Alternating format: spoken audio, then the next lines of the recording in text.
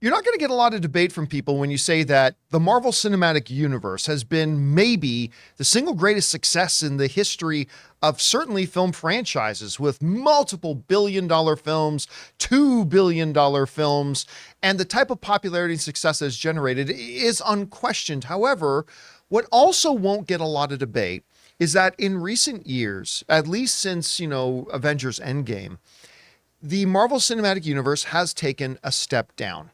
In quality, that is. Yeah, they still put out a couple of things that are really bonkers good, but they've also put out a lot more stuff that's kind of mediocre or just straight up bad, at least a lot more than they used to. And now, look, you're going to get a lot of places and videos and editorials online from people who hate Marvel that are going to tell you all the things that are wrong with Marvel. I am generally considered a Marvel fan, and so I thought it might be useful for us to take a few minutes and go over what I believe are the 10 biggest problems with the MCU right now from the perspective of somebody who generally is a fan of Marvel, and trying to be more constructive than anything else as we talk about that. All right. So let's start jumping into these 10 things that I think are the biggest problems facing Marvel as it turns out to the quality of their projects. Number one, their projects today, or at least a lot more of them, require previous viewing or homework. Now, I've talked about this before. It used to be in the first 3 phases of the Marvel Cinematic Universe, one of the biggest pieces of genius that Kevin Feige applied to Marvel was that every single movie was a valid entry point for a brand new fan. You haven't watched any Marvel films, but Captain America Civil War is coming out, you could jump in and watch it. You might not catch all the nuance, but you could jump right in. You'll feel like you'll know exactly what's going on, and you'll be good. Hell, I've told the story. I've even got a friend that the very first Marvel film they watched was Avengers Endgame.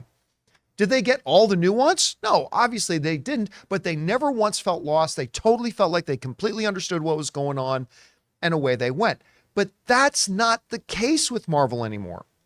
More and more, we're starting to see projects come out that literally require you to have watched something previously, or else you're going to feel lost. In other words, not everything is a valid entry point now. A lot of the MCU projects are now for people who are already Marvel fans. A great example of this would be Doctor Strange and the Multiverse of Madness, right? Like, because if you didn't watch WandaVision, you're like, wait a minute, time out. Wait, Wanda's the bad. What is happening here, right? Again, you won't be completely lost, but it's going to hurt you a bit. Take the recent Secret Invasion, right? If you didn't see Captain Marvel, you're going to have no idea what's going on in this show whatsoever. And I have a feeling that's going to also overflow a bit into the upcoming The Marvels. Like, if you haven't watched Secret Invasion, I have a feeling watching The Marvels is going to be problematic. If you didn't watch Ms. Marvel, watching The Marvels is going to be problematic. If you didn't see WandaVision, watching The Marvels, it's just become a thing for them. Not in every project, but it's become a thing, and that's something they need to start addressing, is making those movies valid entry points for new fans again. Otherwise, they're going to stagnate. The second biggest problem, and by the way, these are in no particular order, okay? These are just what they are. Overproduction has hurt quality. We've talked about this point a lot, so I won't stay on it long here. But it's basically this. It used to be that Marvel, under the guidance of Kevin Feige, being hands-on with every project, would make, 3 projects a year, right? It wasn't that long ago that Marvel had like 3 projects a year. Well, there was recently a story we covered where it's like in a 2-year span, Marvel literally put out a dozen projects. And that hurts in several ways. Number one, Kevin Feige can no longer do quality control on the entire Marvel Cinematic Universe. That's hurt it. Also, now you're working with a bunch of people that you wouldn't have worked with before. Directors who weren't good enough to work with the Marvel Cinematic Universe before. Now you work with them because we got so many projects coming. And it is clearly, in the words of Bob Iger, diluted the brand. And that's something they're going to have to address moving forward. All right. Third big problem with the Marvel Cinematic Universe right now is that balanced humor has been replaced with the overly silly. Now, there has always been complaining from people that, well, Marvel's just all jokey, and I completely reject that. For the first 3 phases, at least, of the Marvel Cinematic Universe, they had a brilliant balance of the heavy with the fun, the humor with the serious. Things start to feel really serious, they put in big doses of humor. Things started to feel a little bit too humorous, something really important or serious would happen, right? It was a very big crowd-pleasing, enjoyment-inducing kind of philosophy. It was a brilliant balance that they struck. It didn't work for everybody, but for the vast majority of audiences, it was a perfect balance. As we move past Avengers Endgame, though, we're starting to see that they're leaning a little bit too much in the direction of the silly. One great example of this is, remember, Thor: Love and Thunder with the introduction of Bao, the god of dumplings. I mean, that's just one example in a movie just loaded with it. Like, in general, I like Thor: Love and Thunder, but the first comment I made coming out of the theater is like they leaned way too much into the silly on that one. Or you get even something like Ant-Man and the Wasp: Quantumania, a movie that overall wasn't too terribly silly, but man, I am not a dick. I mean, you start to see it there, and you're seeing it in some other stuff as well. And when you lean too much into that, you lose that balance that made it so successful initially. So that's, the third biggest problem. Again, in no particular order. Number 4, the MCU has become less cohesive. Now, what I mean by this is not that we don't have one big storyline. I'm okay if the Marvel Cinematic Universe doesn't have one big overall storyline. Whether they do or don't is not important to me. I just care about good individual movies. If you make the movies great, I'm fine. But here's the thing. In the first few phases of the Marvel Cinematic Universe, all the movies kind of felt like they were in the same universe. Yes, some were more lighthearted and fun like the original Ant-Man. Some were a little bit more political intrigue thriller like Captain America: Winter Soldier. So you could have various subgenres in there, but they still all felt like they were happening in the same world.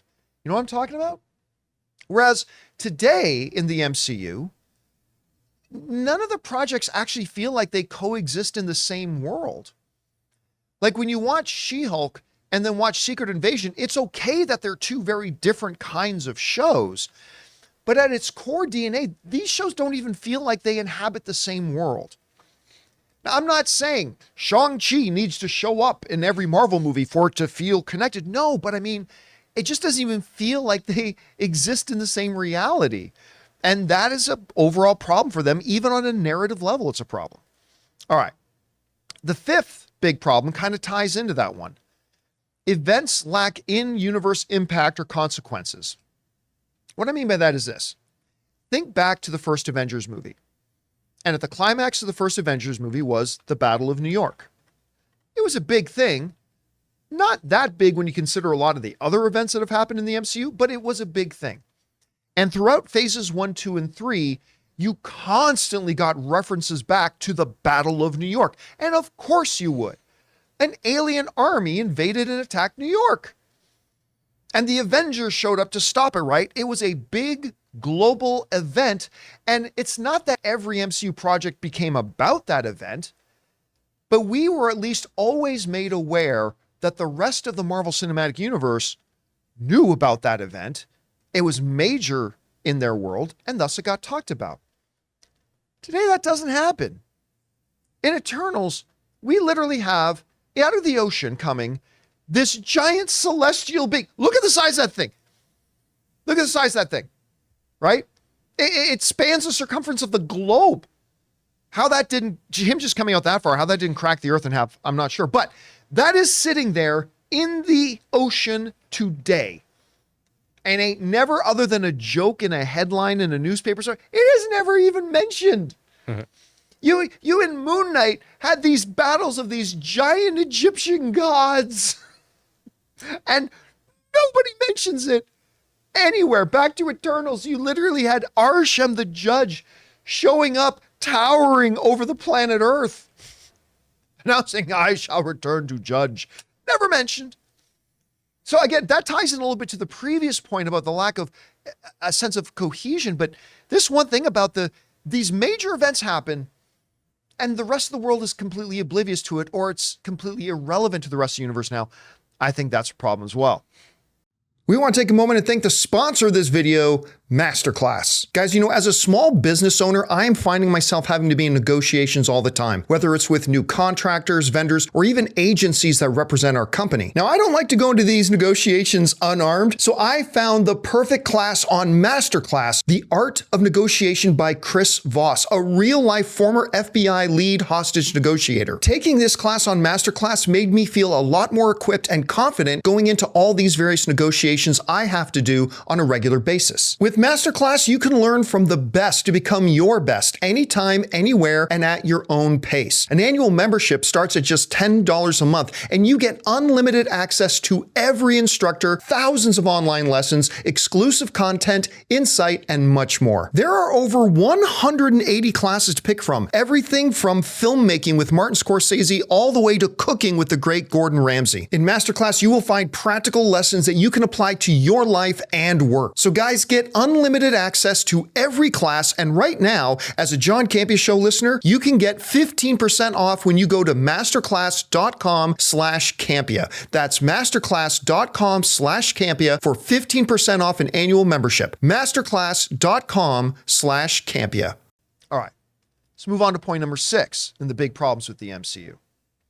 Contradictory expressions of the multiverse. Now, we are in what Kevin Feige refers to as the multiverse saga. Something that I admit I have always said was a mistake, but here we are. But the thing is, what even is multiverse? Because it feels like every single project that has tried to do a story connected to some idea of multiverse, some concept of multiverse, they've had contradictory approaches to what it is, right? Like, if you look in Doctor Strange in the Multiverse of Matters, seeing incursions, right? There's all these infinite things, but the way they explained it in that isn't really exactly the way it's explained in the Loki series. And then even if you go beyond the Loki series, okay, great. What's that place that Shang-Chi goes to where the magic dragons are and the big dark enemy is? Like, that's other dimensionally, right? And then even if Ms. Marvel at some point became about saving the universe because there's this other universe that's going to try to overwrite the existing universe. How does that fit in? And then even this contradictory idea of time travel, when juxtaposed against the whole idea of multiverse, of even in something like Endgame, where a dead Gamora now has a new Gamora because she's from a different timeline, that kind of contradicts a little bit what the ancient one was saying. Anyway, so again, this all goes back to that other point about a lack of cohesion in the MCU right now.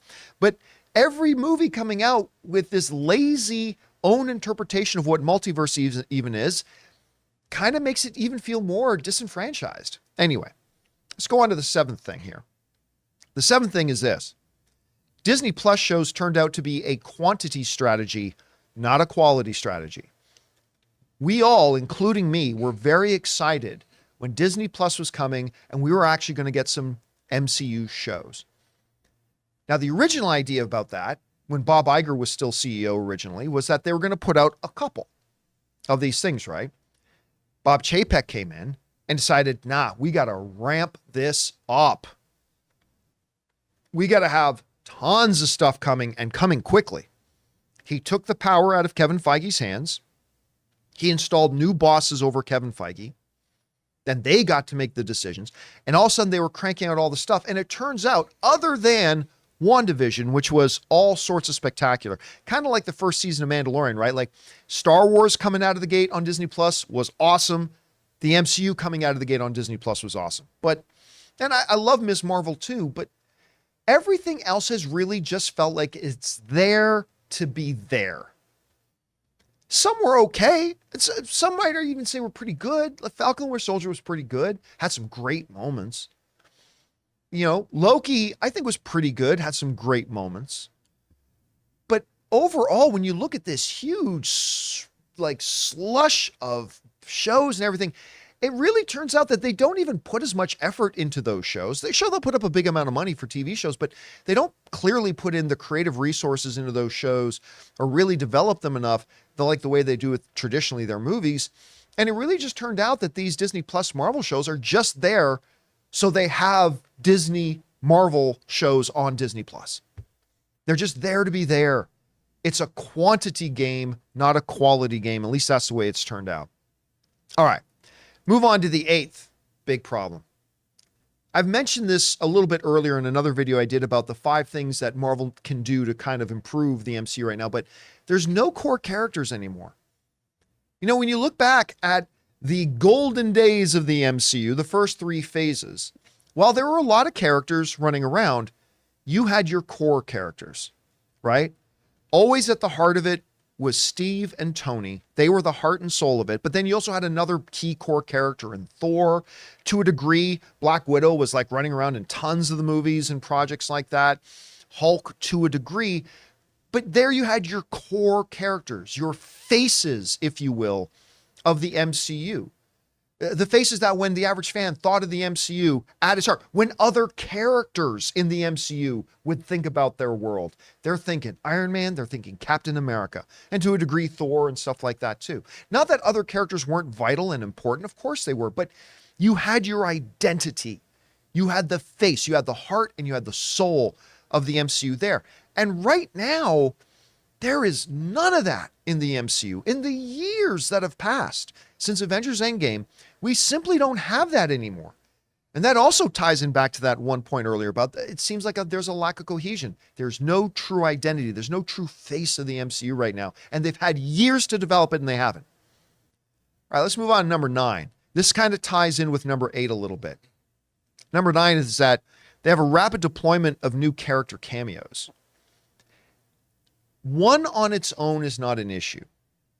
But what we've seen a lot in the MCU of since Endgame is this rapid succession of brand new characters that are being introduced that they've never followed up with. Take Eternals, for example. We got a couple in there. But Harry Styles, remember that? Star Fox, Thanos' brother, shows up, big major character, just, hi everybody, I'm here. End of movie. In the same movie, Black Knight gets introduced. Really kind of introduced in the post-credit scene when he gets the sword and all that kind of stuff. But from what we understand now, he's not even going to be in the Blade movie. Who can forget Family Picnic Hulk when he shows up with little bowl-cut Hulk Jr.? Hey, everybody, Hulk has a kid. Okay, sure. Hulk's got a kid. There we go. And others. Hercules. Roy Kent himself from Ted Lasso. What did we say the actor's name was again? Well, no, I can't remember his name. I can't remember his name either. Now I got Roy Kent stuck in my head. But he won an Emmy, so we should be able to know. But he shows up as Hercules, right? And then that's it.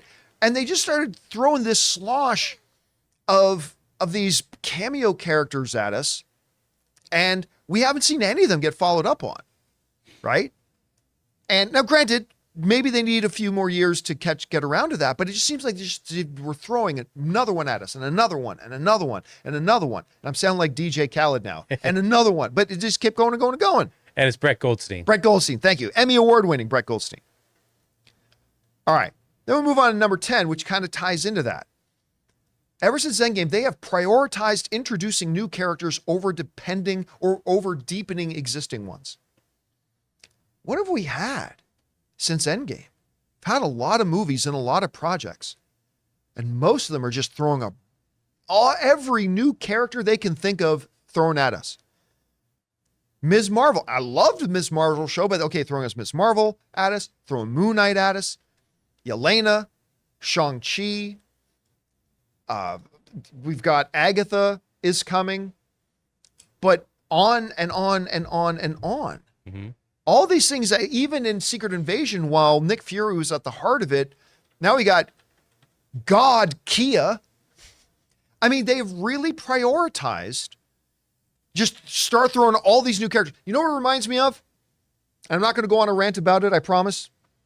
But that 1980s Transformers cartoon movie, where the whole purpose of the movie was to kill off all my Autobots and Decepticons and just introduce all brand new characters. That's kind of feeling like what they've done. Now, the exception to that probably is Loki. They've done work to take an existing character, Loki, and deepening that. But, in Hawkeye, we got Haley Steinfeld's character. We got like all these characters now. They've just been throwing gobs and gobs and gobs and gobs and gobs of new characters at us without having any short-term plans to deepen those characters. Echo that's a good example of one too. So they just spitball all these new characters at us with no short-term plan to, okay, we got this new character. Now, Give us something to deepen that character a little bit. It's been years, but they haven't. So I'm not just saying that they haven't done anything to deepen existing MCU characters like Thor. I'm saying even existing characters like the new ones they've introduced. They introduced us to 5 new characters, and instead of doing anything or putting any priority in a short-term way of deepening any of those characters or revisiting those characters, they're right on to introducing us to the next 12 characters. They've really let this get spin out of control.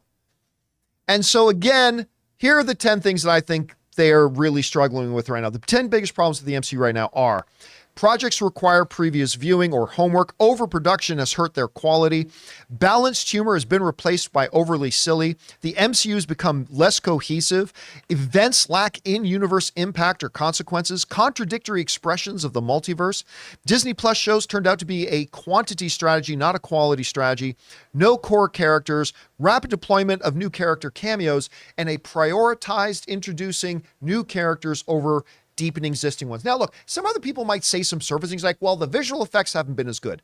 And hey, yeah, that may be true, but I don't think slightly better, slightly worse visual effects has impacted the overall quality of film. Like, I didn't like Ant-Man and the Wasp: Quantumania, but even if you made the visual effects in that movie 15% better, it's still a bad movie.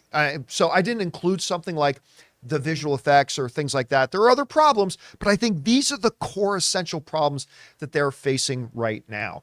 Anyway, guys, question is for you. What do you think of my list? Do you agree with the points? Are there some you disagree with? Do you think I'm leaving one or two off? Do you think there's one or two in here that don't belong on this list whatsoever? How optimistic are you that now that Kevin Feige is back with Bob Iger, who has given Kevin Feige his authority back, that they're going to be able to correct this ship moving forward? Maybe yes, maybe you think it's too late. Whatever you guys think, jump down into our comments section and let us know your thoughts. Hey guys, thanks for watching our video. Make sure you like and subscribe, but also we have a daily podcast called the John Campea Show podcast, available on your favorite podcasting app of choice. Go and find it, the John Campea Show podcast, on Apple Podcasts, Spotify, or your preferred podcasting app.